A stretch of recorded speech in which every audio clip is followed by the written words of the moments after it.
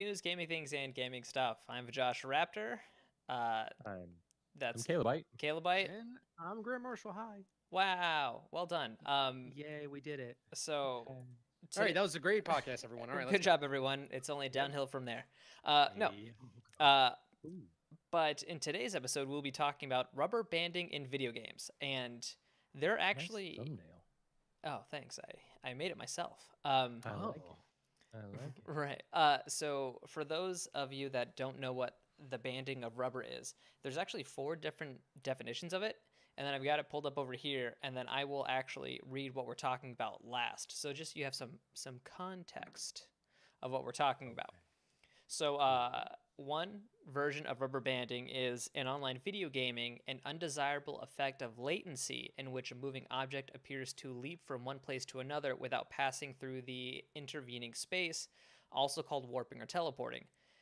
So basically, this type of rubber banding is lag based and it's super annoying in Rocket League because you'll hit the ball and then it will literally do a this and then end up nowhere where you hit it. And then you're like, well, that sucked. So that's one Yeah. form. Another type is in 2D computer graphics, anchoring a line segment at one end and moving the other. In console gaming, Never heard of that. That's cool. in console gaming, this can refer to the act of holding a trigger down with a rubber band in order to perform some kind of auto attack or cheat, and we've all been there, mostly for achievement purposes. Well, That's the yeah, I only was kind about of to say, rubber I'm banding pretty I've sure come we've prepared to all done it. discuss. And Yep. the actual rubber band that we have come to discuss is in video games. The rubber band effect in dynamic game difficulty balancing, where AI characters with a more severe disadvantage are harder to beat and vice versa. Also known as the Mario Kart effect. Mario Kart Oh. 64 is notorious for this. Oh, yes. Basically, especially in the SNES version and really in the N64 version, they couldn't necessarily program a smart rubber banding technique. So they were just like, all right, if you're on like 150cc and this computer player is in last place and you're in first, no rules apply anymore and it will instantly win, or you'll constantly get blue shelled to death. And actually, for me, I feel like I actually wrote this down, and getting blue shelled is the same as having blue balls because you're expecting something great to happen, and then at the very last minute something terrible happens and it stops you from being victorious. So I Yeah, that think sounds about right. the color was aptly chosen. Yeah. I had not thought about that that way before. Well, yeah. So I mean, I've been looking. I mean, I've Makes been sense, researching though. this, and that makes a lot of sense to me. And really, losing in Mario Kart, or you know, not getting the other thing, are not life ruiners. They're just mild inconveniences, and you just need to try again at some other time. So Mild it, inconvenience. it really is. Um, Yeah. Well, I want to say, I'd like to say two things. One, hello and goodbye to Slam. Thanks for hanging out oh for wow, a 3 Wow. moment. Yeah, Oh, yeah. appreciate it. Go to bed. Go to Go to sleep, my sleep. friend. This is Watch it tomorrow or watch it later. It'll be fine. absolutely. Um, so that was thing number one. Hello and goodbye to Slam. The second thing was I totally came prepared to talk about the wrong kind of rubber banding. No. Was it the latency one? Yes, Okay. yes, it was. Oh Honestly, man. I've got many examples of I that was. dealing with right now in all sorts of different ways. Yeah. It's, I would say that of the well, you mentioned four, I think, but of the three rubber banding types that came to my mind, that was not one of them. oh, The one that you, the you one that were talking well, about. that's funny. So, And but I think I can discuss that one without too much extra research. So, for me and I'm excited to actually, hear what you've looked up. I actually did over research for this one. So if you were to ever like not kind of prepare for one, this is kind of a This good is a one. good one. Okay, well, Uh good, because right. I was looking into some of the latency stuff, and I have some experience of that from things that I know and research that I've done and posts that I've read on Destiny's um servers and peer-to-peer mesh like functionality and kind of how the rubber banding and everything works there and in pros and cons. So I know a little bit of that side, but I'm excited to talk about the Mario Kart side of things. Right. Oh yes. But I, it I I actually can literally do both if we talk about For Honor. I could talk about the Oh, the actual latency latency, problem, and and then also the difficulty that's right. part through their bots. Um, Yeah. and Oh yeah, so that's a good point. right, yeah, and actually, I've got a lot of examples. Mostly, actually, a lot of personal examples. Just because I've been playing Mario Kart a lot more with Laura recently, and kind of more philosophically whether or not it's worth it, and kind of how to go about it. Uh, but something that's super interesting that I'd like to start off with. It's another of me reading off the computer screen, which is to my left. I don't just like gaze to the left for no reason. For those of I you that do. are watching, I do.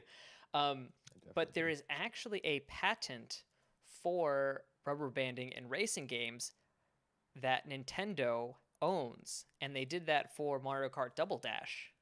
Hmm. Interesting. And it is US patent 7278913B2, and the abstract is a racing game in which a player moving object controlled by a human player and a plurality of non-player moving objects automatically controlled based on a predetermined algorithm race together on a course in a virtual space is provided, wherein different target places are set for the plurality of non-player moving objects. A driving performance value preset for each non-player moving object is changed according to the target place thereof, and each non-player moving object is automatically controlled according to the changed driving performance value thereof. Thus, it is possible to provide a thrilling racing game. That is a whole lot of words for rubber banding effect. It is. You could have literally just been talking about the book War and Peace, and it It's would have given me the There's a lot exact of War same. and Peace and rubber banding. Well, so that was just the abstract. I mean, it's a Yeah. full patent talking about Oh yeah, of course. the You have to. algorithms and how to It's do it. patents. But basically, what they say, the very last line is the reason that they do this is to provide a thrilling race, and this is so common in so many racing games. And it's so Laura and I are playing Mario Kart, and it almost makes it so you shouldn't be in first. I mean, actually, Laura said, she goes, if I was a better driver, I would purposefully hang out in third place until the final lap, which, Mhm. I mean, Makes sense. I mean, when you're in first, you may get a banana, but you're almost guaranteed coins. Um, yeah. and the thing is, it does quote unquote provide a more thrilling race, but at that point, you're not being rewarded by skill. You're just, I mean, if you're like 50% ahead of everyone else, um, it almost defeats the purpose of you being better at a game, because if the person in sixth place can instantly jump to second because they're getting all these really great power up items, then it almost defeats the reason you're in first place, which was based on skill. And I remember playing Mario Kart on the 3DS online. I played that online a lot actually, and the best people I ever played would purposefully not go at the beginning. They would let all three other, it was like it was a 4v, and it was always a team. It was you would race against four other people online, and so they would purposefully not boost at the beginning of the checkered flag, and that way they would get these amazing items and then just destroy us. And I mean, don't get me wrong, they were really really good, but part of their strategy was to purposefully not be in first at the beginning of the race. And so, how does that like affect people mentally? I mean, it's kind of like the same thing in real life with NASCAR, where the guy in first place is actually not going technically as fast as everyone else because he Drifting. has, he's got wind drag. And so usually what happens then is, hypothetically, if you're in a race in NASCAR, you end up drifting behind him. So that way you're getting zero wind drag. And so you basically slingshot yourself because of the increased speed that you're getting around them. It's very rare that you'd want to actually stay in first place. But I get that. It makes sense why people are doing that in Mario Kart. Well, Well, yeah, and it's like you were making a lot of points about it being you got into first place from skill, and that is certainly true. But by not having rubber banding, it makes it a much worse player experience for any level but the highest level. So, or high level, I guess I should say. So at a high level, then yeah, it's pointless because you aren't really testing skill. It's a game. How can you game the system the best way to get the power ups or to be able to sneak out a eke out a win at the very end?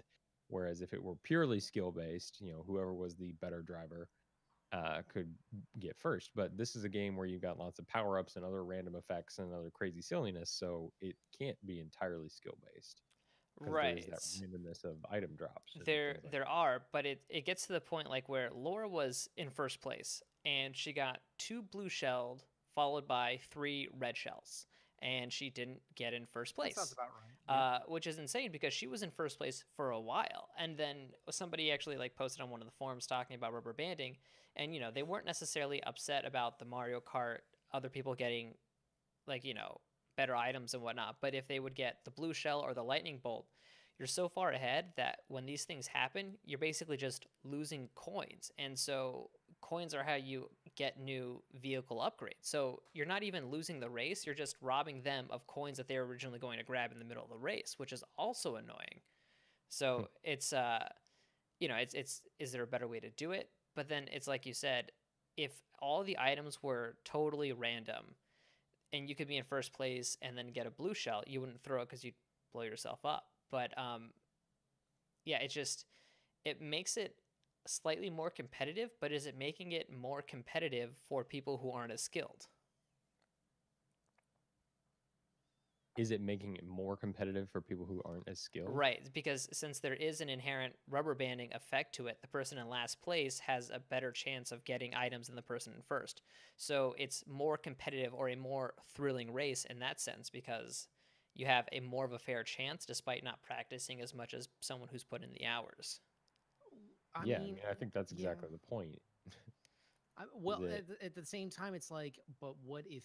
I mean, that's kind of the main gimmick though of Mario Kart. If you took out all the items and all that, it's kind of a boring game if you kind of think about it. it's Like, it's not a racing game. I mean, if you y- want y- a yeah, much more it is complex like racing experience, you play something else. Yeah, like yeah. Burnout Paradise. y- Burn, yeah, or even just Gran Turismo and the Forza games. Like if you want something like that, Oh but yeah. like yeah, I if think you Burnout want Paradise is more good. like that, you play those games. But if you got rid of the items in Mario Kart, you would have an incredibly watered down version of one of those games to the point where no one would buy it. I mean, it's kind of like I was about to make the argument that Smash is the same way, but at the same time, not really, because all the Smash is characters have pretty their own move complex. sets and all that stuff, and even without the items, it's still a fun game on its own. Smash is pretty complex. Yeah, Yeah, it's I got a wouldn't lot Yeah. say going for it there's from a not much fight. of rubber banding. Yeah, that's why I was like, no, I was just making the comparison. If you took out the items, like if in Mario Yeah, Kart, that and that's why I was like, wait, no, that doesn't really work because Smash it's still complex enough. Um, yeah.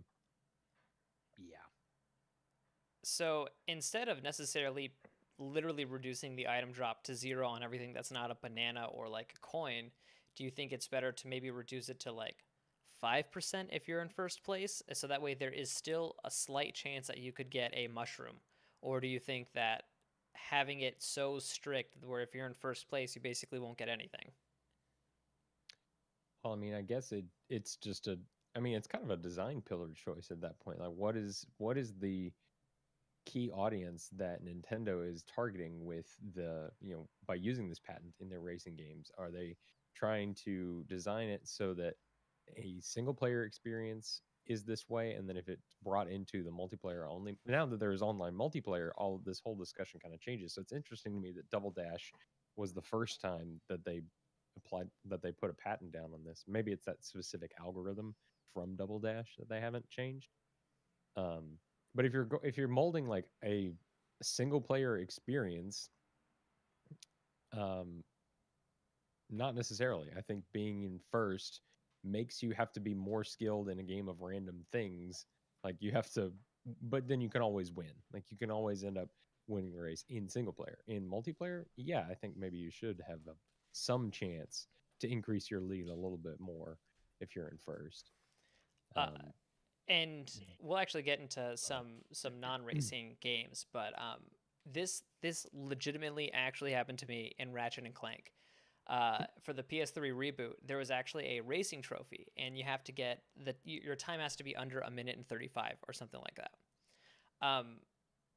And so I was just like, all right, I'll just win the race and get the achievement at the same time. So I was like, not doing great, constantly starting, restarting, whatever. Um, if I mess it up.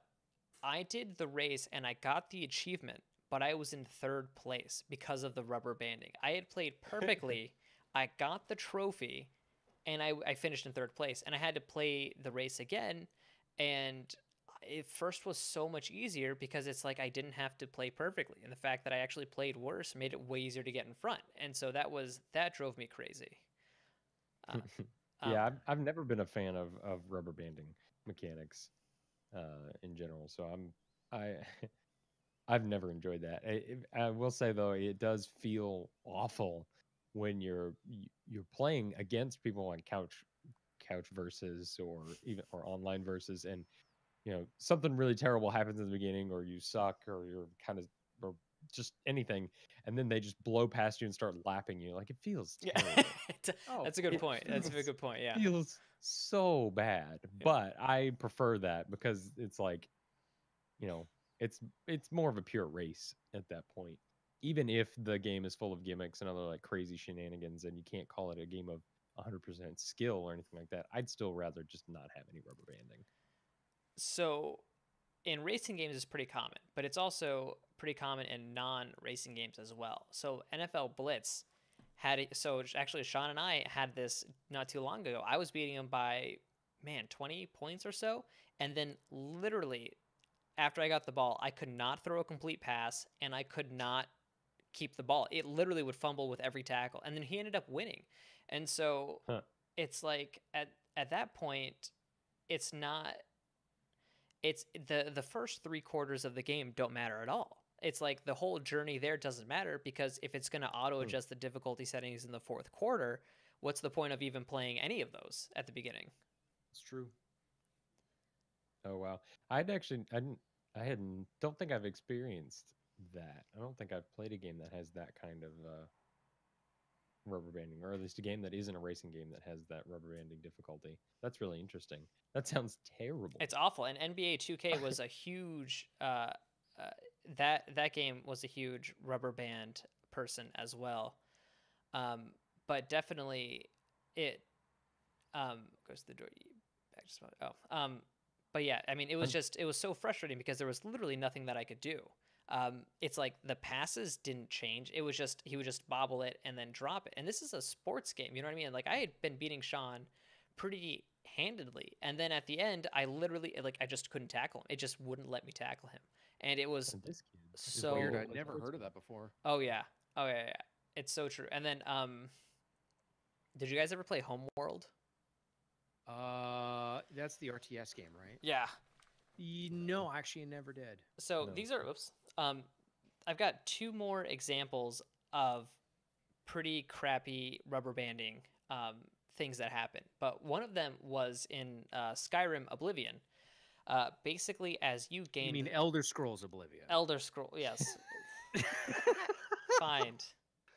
Okay, let's be honest now. Skyrim has been around for so I long that forgot we that might that as was well just yes. call this series Skyrim Skyrim and minus not. 1, Oblivion. Wow. The Elder Scrolls 4 Oblivion for Marshall. Thank you.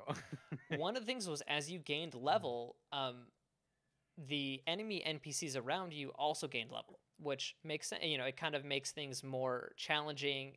You get better loot drops and things like that. So that way, it's like as you go up, the enemies go up at the same time. So the game is always kind of difficult.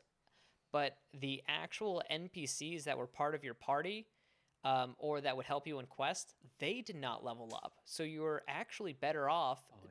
being a smaller level going into a lot of these quests because your NPCs would be so weak against these enemies that were so strong that they would be completely useless. And so it made this really weird balance of like, okay, well, I can't get it basically made it so that way once when you hit like a pretty low level that you should not level up your character at all because the game would get like too hard without actually balancing out the hardness. Yeah, I can attest Hmm. to that where like no matter how much you leveled up, the bandits would literally level up their gear that they had as well to compete with you so that way it would always be kind of a fair fight, quote unquote. So you would end up with bandits who had like glass gear and all that stuff, who had like the top tier gear, which made no sense because they're just bandits.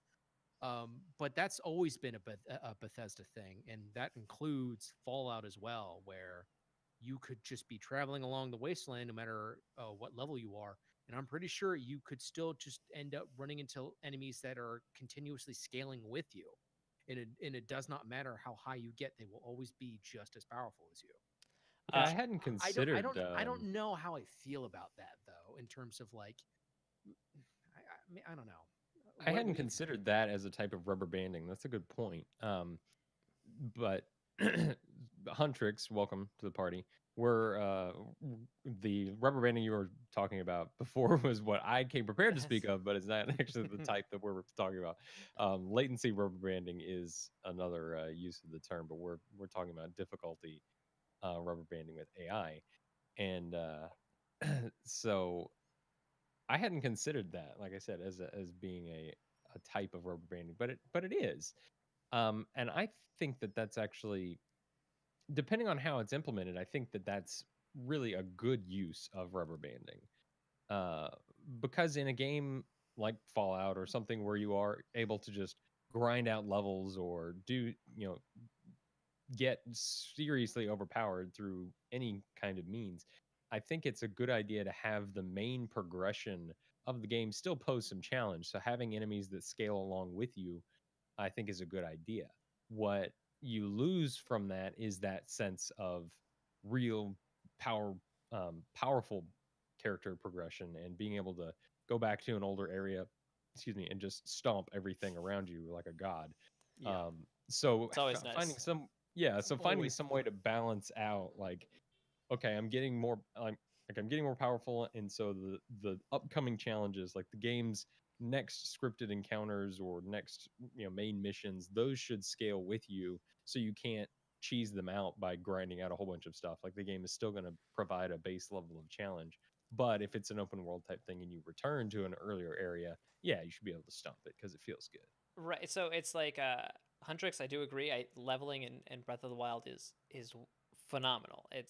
It worked out really well, and you don't have the NPCs that are on your team to worry about. But for me, I'm not a fan. I mean, Breath of the Wild, they implemented it great. If you implement something great, of course it's going to be fine. But as a general broad oversimplifying of everything, I would rather like starting areas always be the starting area. They don't give you a lot of things. You're kind of, the goal is to get out of that, and then if you stumble upon a place that is literally too difficult for you to beat, you need to go back and find like an easier area. And I kind of prefer that, and that's not necessarily rubber banding. That's like, well, you just went to a place where you shouldn't have gone.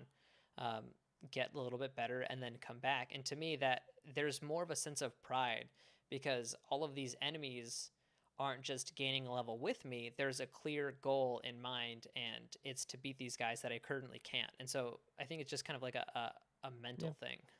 it's the Dark Souls design where they guide you into where you're intended to go by the stuff that you can actually kill.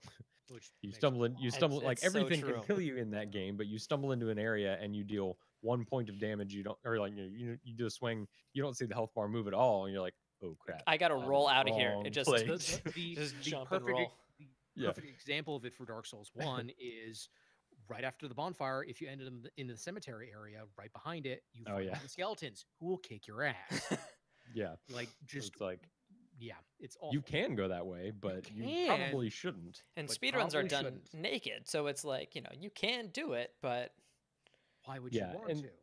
and I do like that, but it again, it's like you can do one or the other, but you can't do both in mhm. a game. And so it's just what are they trying to design the experience around, and what makes the most sense for the audience.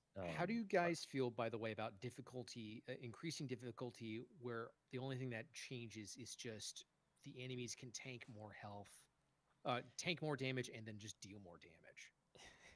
um that's So you're saying like difficult. So wait, Like, for instance, one like or in the other or Gears of both, War, like basically just nothing changes. It just takes more bullets to kill him. yeah, but and you take more also damage. you get coughed on and then you'll explode. Right. So your health gets cut in half. Their health doubles. Yeah, pretty much. That's a different discussion, but we'll I mean, answer because it's Yeah, not rubber band. I mean, you've chose a higher difficulty. You know what I mean? It's not. that is true.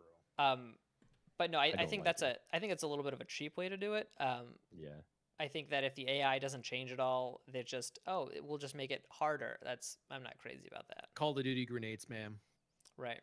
Yeah. Yeah, if it doesn't change much, but your health gets, you have one hit point and they have a whole bunch, but become bullet sponges. I think that's very lazy game design to make things more difficult. It's an artificial kind of Yeah. challenge. I don't like that. So Yeah. this is super interesting. Basically, on beating rubber banding in Homeworld, like the RTS that we kind of talked about, Oh yeah. um, if you beat an enemy pretty easily, the next enemy that you would face would be significantly harder. So that way there would be this quote unquote grind. But sometimes you just got lucky, or you just had a good strategy, or you just did something well so that way you beat them. Uh, but if you Remember did at that, all. the next enemy that you would face would be extremely more difficult. So Hmm. what they to compensate, players developed a strategy where they sell off the majority of their fleet at the end of every mission so that the next one will scale to easy. Oh Once a new wow. mission starts, they Huh. simply buy back the ships and trounce the enemy with overwhelming force. It's an effective strategy, but it raises a troubling question. If the only Hmm. way to win is to game the system, what's the point of playing at all? And so I was like, Mm, that's Dark really interesting. Souls. Yeah. yeah.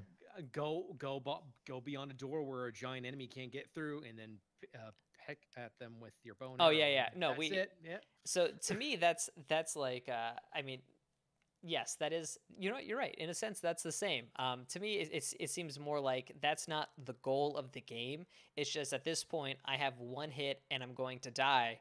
I need to find, and then it gets cut on some geometry, and I'm like, oh, thank God. Oh yeah. But What for game?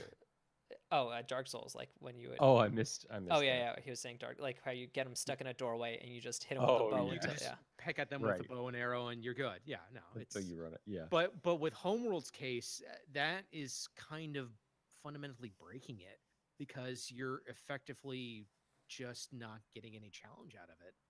And I remember Yeah. distinctly with Homeworld, once the mission's over, you can just stay there and then get all of the resources out of the area because all your stuff still carries over, including your currency and all that stuff. But I did not know about the actual rubber banding of the difficulty of whether or not you had a large fleet with you or not, which that is the first for me. Right, because Hmm. I mean, it would make sense. They're like, oh, I won this. This is great. It's going to be incrementally harder, but it is exponentially more difficult based on how easily you beat, or based on your fleet size. So it's like if you spent a ton of time in one level making your fleet insanely good, and then you just, you brush past them, then it's like, well, you're just going to have to put in a lot more time to try and beat this next boss, where it's like that's not right. It's like going from level 1 to level 2 should be a minor increment in difficulty based on the boss and not based on you. um, Yeah, so Yeah. I think that's like a ridiculous way of doing it. yeah, very much so. Yeah, I Um, mean, you know me, I am a fan of the Metroidvania, so I like things having like areas having their own design and you having a sense of progression that you can choose to skip over or you can choose to grind the heck out of and go back to. Like I like things being set in there so that the game is designed to give you a progression and not just have things that stick to your level the whole way through. Yeah. Middle of Earth Shadow War is pretty monstrous when it comes to steep difficulty every now and then, simply because like even you leveling up, all that does is it increases your overall health and the overall damage you do. And I mean, the captains in the game and the warlords and the overlords also do that as well. But what makes that different is simply what kind of perks and all that stuff that they have when you come across them. And you can run into a captain who is an absolute pushover. And then there are cases like what happened with me at one point where I ran into a dude who I walked all over, and then he survived and came back, and then was basically immune to almost everything. Plus, he had a steel shield that I could not vault over. Oh And yeah. so I got killed by him like 4 times. And he's just like the same level as me and just no issues. And just like, oh my God, please just let it end. That's one of the few cases of like, I guess, difficulty that for that game specifically, I think works. Yeah, I was gonna say. I think. But sometimes it can really screw you over. Yeah. Yeah, spikes in difficulty are normal, but it would be one thing if you beat him and then And then the next guy was as impossible, but 10 levels higher. right, just because you were able to beat the Yeah. last one. So Right. randomly encountering a villain who's kind of somewhat procedurally generated, and it just happened to be everything that you couldn't. So like, if let's say you fought him once and he didn't have the shield, and then you beat him by vaulting him over. So then they're like, all right, we'll give you him steel shield so you can't vault over him, and you still figured out a way to beat him with like arrows, and then the next person was immune to arrows, and it's like, but literally every single time you got past one person, the next one was harder in the way that you beat him, and so it's like, and it gets to a point where Luckily it's not like that. Thank Right. God, or else that game would basically be impossible to beat at all. Period. So then I know we've talked about a lot of like racing games and a little bit of sports games. So I don't think it should ever exist in sports games. It should not exist in sports games whatsoever at all. There's no reason for the AI to do that. There just isn't. I don't think so. That would kind of defeat the purpose of the game itself. Where if you know that it's actually rubber banding, then just be purposely losing until like the last couple minutes of the game, and then just come back and win. Huntrix, yeah, we totally agree. Huntrix just said, I like it so you can only access based on your current level, but in some cases I like it when the different enemies are zone specific, but you can still go there, but you'll probably die. We absolutely agree. I definitely agree. Totally. Especially if like that's up to you if you want to add that difficulty to you, but if you can do it, by all means, go for it. Yeah. What's up, Kenny? So before we start talking into like, I would say more of the abstract rubber banding that's built into games that have done it well. March, go ahead and talk about the For Honor rubber banding that you were saying. So the weirdest thing about For Honor, besides its own actual like desyncing rubber banding issues, is a weird phenomenon known as the computer-controlled AI that sometimes will take over players who will, a lot of the time, inevitably drop out of the game because of poor connections. Well, hey man, dedicated servers are coming this year finally, huh? 2 or But 3 people still playing. really, Marshall. yeah, me and 2 other poor schmucks who just decided to keep playing for no reason. But the AI in that game is fascinating because there are literally 3 different levels of AI in that game. Level 1 AI is about as smart as a bag of potatoes. Like it is so stupid, and you can just walk all over them. However, level 3 basically is a god. And some characters, when they're controlled by level 3 AI, are impossible to kill. And the thing is, when someone is disconnected and then they're replaced by an AI, usually they are replaced with an AI of that character that they were playing as. I don't know how it chooses it, but if you have a crappy player on your team and they suck and they get dropped out, They'll get a level 3. Chances are sometimes you can get a level 3 god. And then you can win because of that, because of how good they are. Because someone dropped and then the computer just carries the team. Yep. That can happen. That I feel like it all depends on the character. That's bananas. Yeah, no, it can be really stupid. Like really tanky characters like Conqueror and Warlord. Like Conqueror on tier wise is very low right now, but again, if the AI is not actually attacking you, good luck doing anything at all. Yeah, because they have perfect blocks and everything. Yeah, the fundamental issue of that game is you're better off defending instead of attacking because you're not opening yourself up. And if the AI is doing that, you're screwed, especially against level 3. You can't juke the AI in that game. Wait, yeah, that's right. The AI can sometimes juke you, which really throws me for a loop. I've seen that happen against level 3 Lawbringers where he'll throw out a heavy and then cancel it, and I'm like, oh, and then he parries me and I get my ass kicked. And just like, no. It's some weird stuff in that game. So Huntrix says, I think they should be replaced on their skill level or kill to death ratio, which is interesting. But then it's almost too computer. If you had a 50% kill to death ratio and then you spawned out, there are times where the first half of the map I'm just warming up. And then the second half I end up doing worse now that I'm warmed up and I think I know what I'm doing. No, that Um, happens to me. I right. mean, So it's that's one of the issues is it's too calculated at that point when AI comes in and flips in, and so you're almost always, if that's the case, if you get one kill to instantly leave the game, and then your AI replacement will have a 100% kill death ratio, which is not great. Like it's such a dude. complicated thing, which is why it's almost, I mean, Yeah. with multiplayer game, when someone drops and an AI like replaces them, there needs to be some sort of smart AIing. Um, but it's like, is this type of rubber banding the way to go? You know what I mean? It's like if AI is always level 2, I feel like it ends up balancing out better than like having it fluctuate between 1 and 3 and you not like knowing which one you're going to get when someone drops. But the thing Pretty much is, adding bots into a multiplayer experience. Sorry to cut you off, oh no, Michael. no, you're fine. You're fine.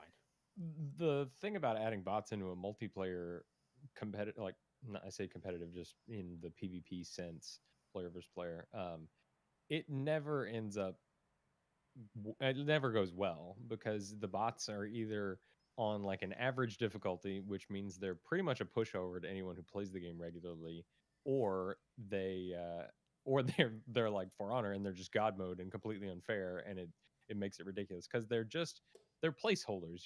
The goal is to play against other people, and typically the AI aren't designed very well, and that's where all of the problem comes from. Like if you had a competently designed AI, why you wouldn't even really need to play the player versus player game. You could just play against bots and it'd be fun. Well, for Honor's case, the problem with the AI bots comes down to the balancing issues of the game, the fundamental flaws of the game itself, that, and then also just the connection problems that have been plaguing that game for almost a year now. Oh yeah. Which is why we have this discussion about the bots that can sometimes become Okay. giant team killers. I mean, it can happen. I mean, Huntrick I mean, said they agree, but they can make it so it gets a tiny bit better as the round goes on, and that's true. But to yeah. even program that is very difficult. oh But at yeah, the same, but it's exactly like you said, Caleb. In a PvP, I don't think any bot should exist. And in Overwatch, if someone drops, they're either replaced or you play with a man down. That's just the way it goes. Um, Yeah. I yeah. remember in Gears of War when the not I don't think it happened in Gears of War 1, but Gears 2 they added in bots. And I remember Oh some of those yeah. games were insane where cuz the bots were like really dumb, but they also were really accurate. So if Yes, especially if you so had bad connection to the game, yes. the oh, bots because they were. didn't. And And so you can like have their really bad things happen to you. yeah, and their guns didn't have like recoil or bullet spreads, so they would like Ooh. you'd be running around the corner and they just lancer you with 100% of the bullets going into your face, and That's you'd be down Yep. like faster than any player could do. But they were really stupid, so like right. if you could get Yep. around them, you had them. But they were if you were in open, like they were just gonna gun That's you I down. remember as we were sprinting, it's like they never missed a bullet jumping from Yeah. cover to cover. Oh yeah, they just down you instantly. So it was really interesting. Yeah.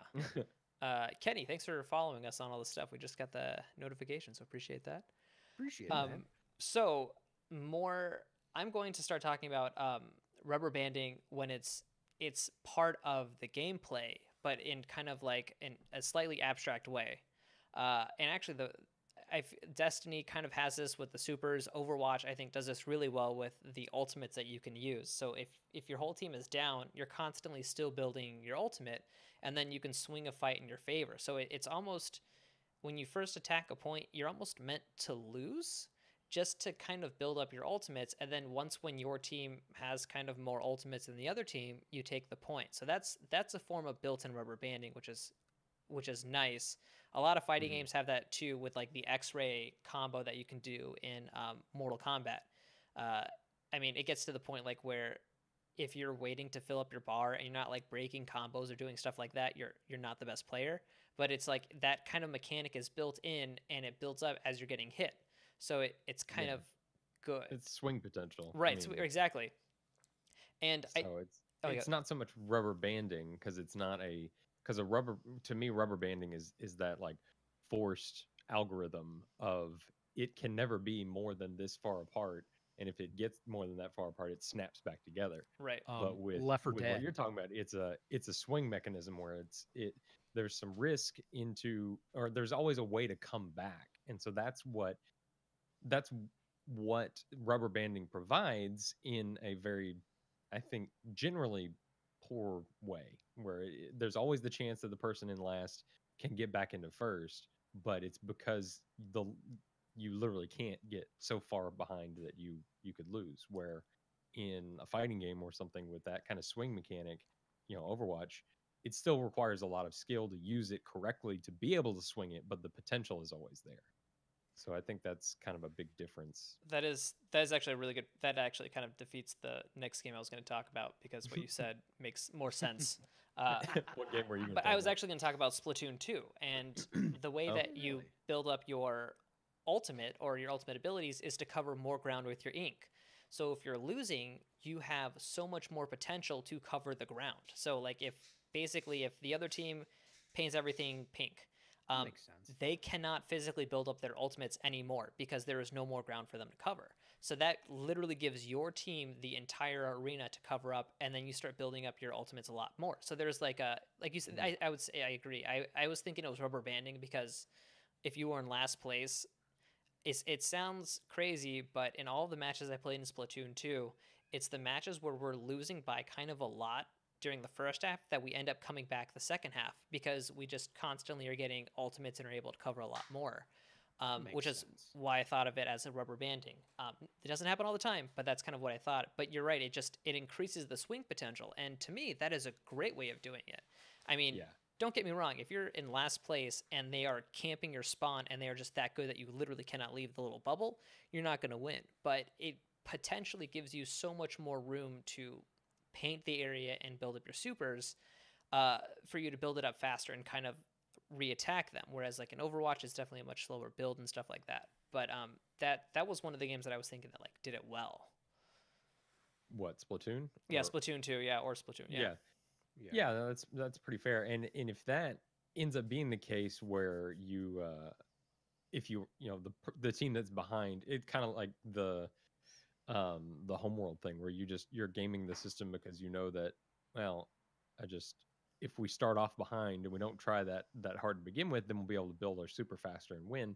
Um, if that is like the meta, then maybe the game isn't balanced enough around the player attacking player part of it, because that's a piece of the game. The goal is to cover the ground in paint, but once you've done that, and then your team needs to switch over to the, all right, well, now we're attacking them to keep them from being able to do that. And if it's not designed in a way that balances that out, then yeah, it becomes, well, we'll just let them get ahead for a little bit and then win from the supers and cover the ground.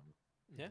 So it's a little bit of that's kind of a balancing issue, but I do think that's I like the swing potential. I like the way that it's designed. When I was watching you play Splatoon, it seemed pretty neat because I being able to come back is a good thing. Yeah. I do want to add before I forget. Considering I had just said it before, but I want to go into it a little bit more. Left 4 Dead. Considering Oh. that was one of the first games, really to introduce like the quote AI director end quote that like Oh, yeah, constantly that was- was yeah. checking to see Mhm. how the people were doing, how much damage they were taking. If they were getting swarmed a lot, it would cut everything back down and make it a little bit more chill. And then after a little while, it's like, okay, time to ramp it back up. It keeps doing that.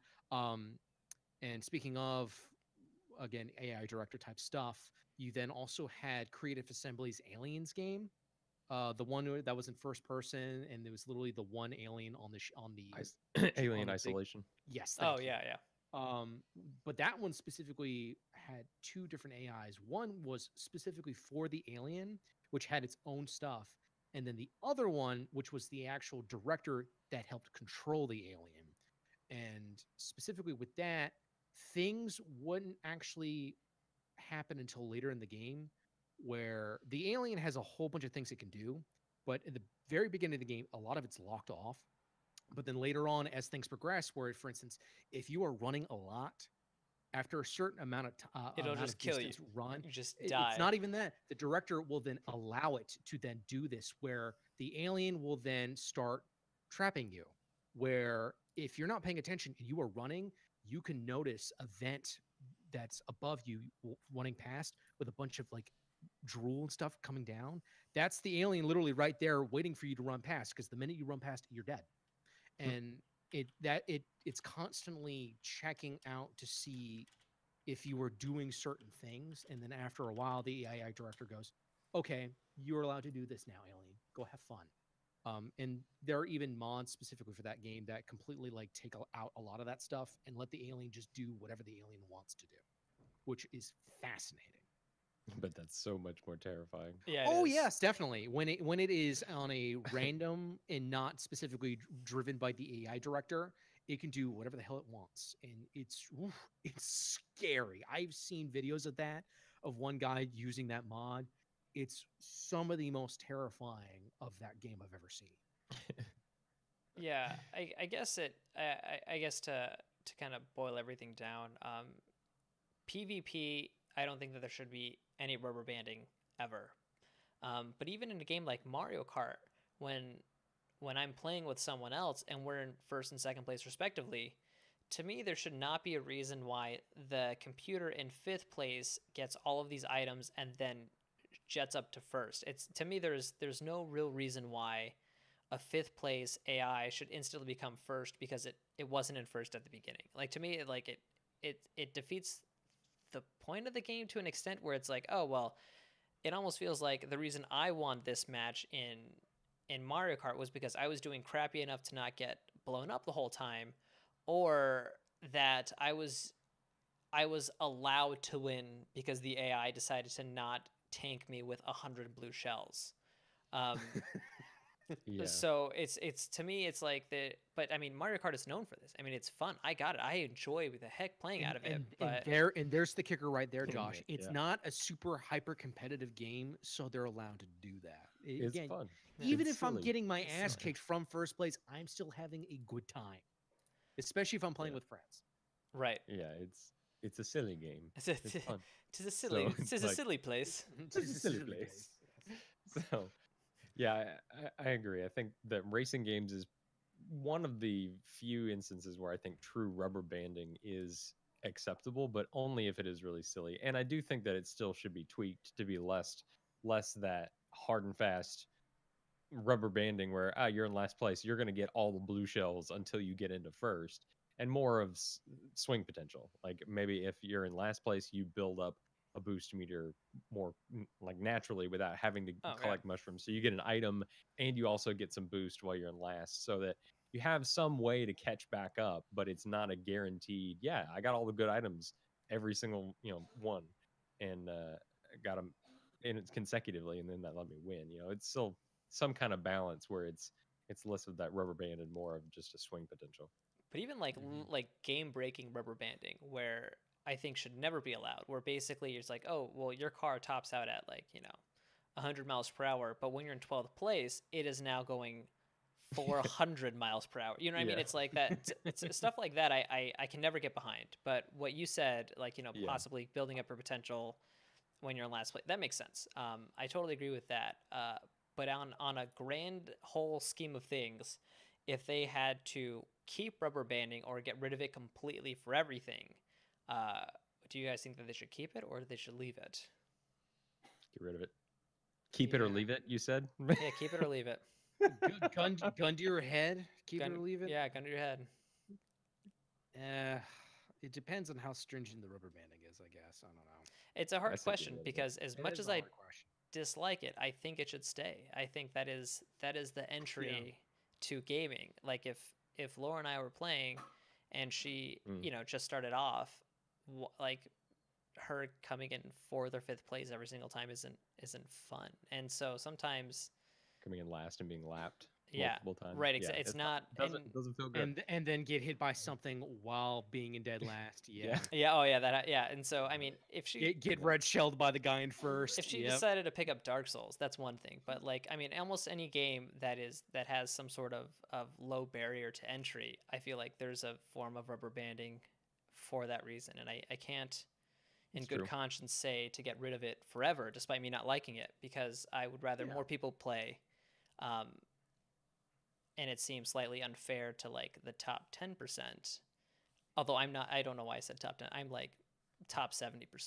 Like I'm way down there. Just, I mean, But yeah. anything above filthy casual tier. Yeah, that's me. It's Basically, I mean, barely above. Any average. I think to the average player though, I agree. Rubber banding exists to make games more accessible because it makes the experience for the person who's the worst. It makes it the most normalized. It Mhm. makes it exciting and makes everything that thrilling race. It Going makes back it to your quote. thus it is possible to provide a thrilling racing game. Exactly. I guess the guys in the chats, same question: keep it or leave it. And then When you say keep it or leave it, to me that's like keep it gone or leave it forever. alone. oh, Like, I see. keep it or keep it. or get rid of it. Keep it or keep it. Keep it or still keep it. Cake or death. Now, Death- should I we? mean cake. No, you said that. No, I didn't. I said cake. Oh, There is actually one thing I do want to bring up before we wrap up because I know we're at that point. We are. But speaking of Overwatch, I know it's one of those things that I think they do, Josh, where it's like they want Do-do. to keep you at that fit. Doo-doo. They want to keep you around that 50% win rate. Oh, And- believe me, they keep it right at 50%. They keep it right at 50. That- 50%.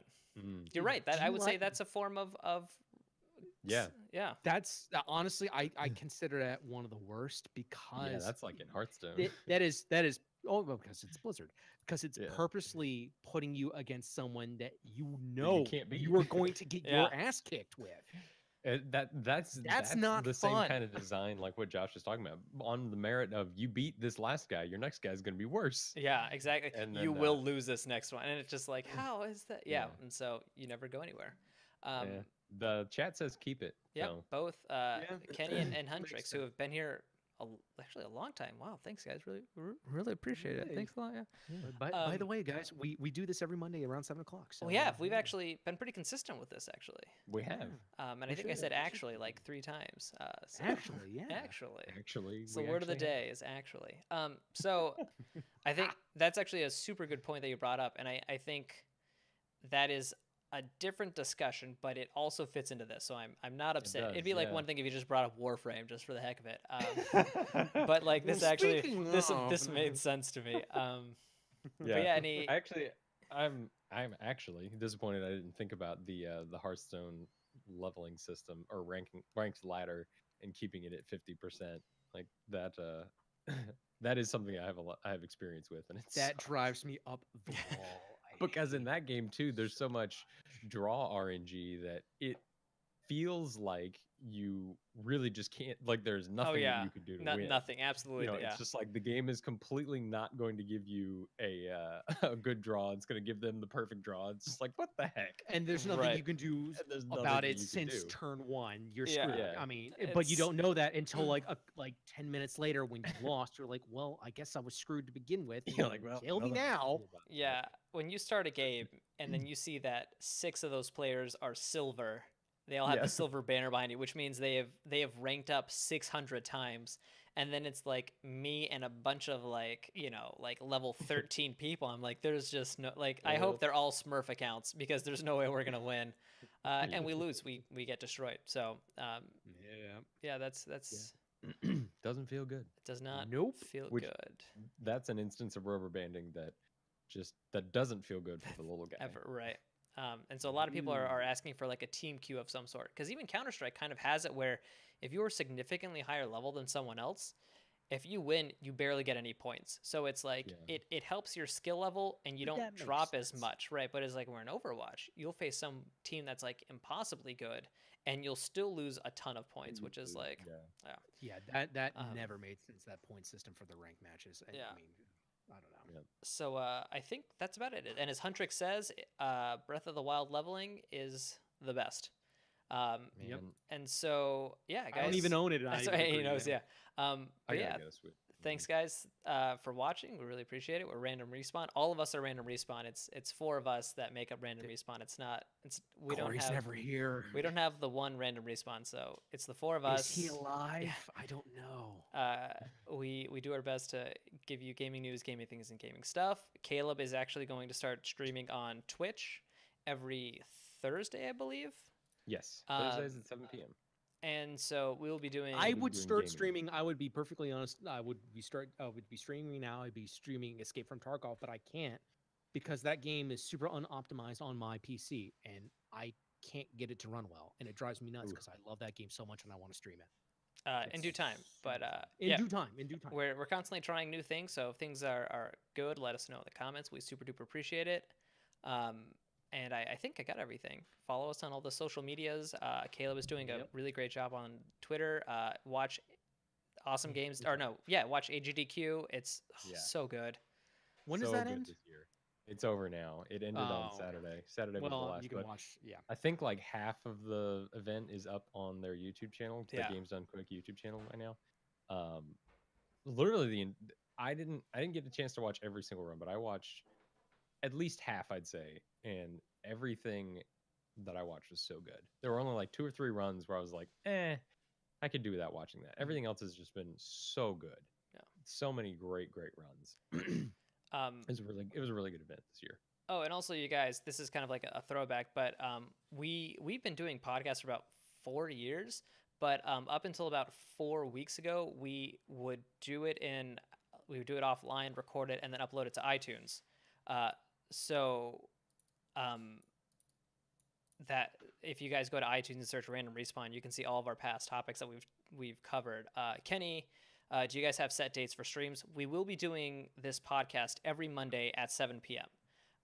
And we'll try and set an event on YouTube so that way you can like subscribe to it, or we may stream this on Twitch and then upload it to YouTube. We haven't really decided yet. But chances are we are probably transitioning to doing this specific stream to Twitch in the future. But we'll let everyone know when that happens. We'll make a video on it, probably, and all that jazz. And then most of our streaming does happen on Twitch in terms of games. Yes. It absolutely happens on Twitch. But I'm starting this Thursday where I'll be consistently streaming games on at 7 p.m. on Thursdays, and then any of us who are available, we also just sporadically stream on Twitch. So that doesn't have set dates. We do it when we feel like it. We do it when we can. Right. So that's about it. Everyone enjoy The Bachelor. Riverdale comes back this weekend. So that's about it. That's why we stop at 8. That's why we stop at 8. All right. I'll talk to you guys later. Thanks again for watching. Really appreciate it. Bye, guys. See you guys.